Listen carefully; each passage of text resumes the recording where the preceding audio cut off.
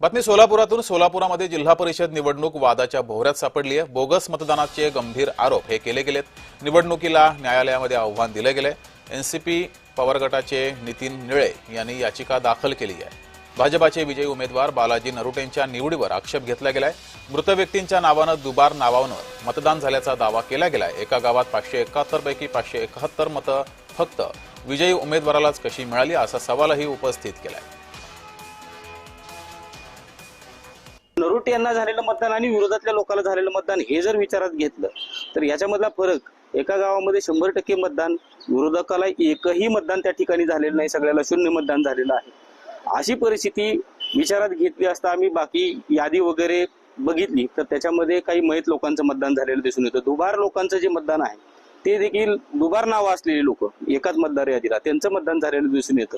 या ग्राउंडवरती त्या ठिकाणी आम्ही एक इलेक्शन पिटिशन दाखल केलेलं आहे की त्याच्यामध्ये बोगस मतदान झालेलं आहे. त्या गावामध्ये टवरी समाज आहे. हा टवरी समाज त्या गावावर राहत नाही. सध्या 4 वर्षांनी गावावर सुद्धा येत नाही, तरी सुद्धा त्यांचं मतदान झालेलं आहे आणि 96% मतदान झालेलं आहे. आम्हाला कुठं न्याय मिळावा म्हणून आम्ही कोर्टात दाखल केलेला आहे.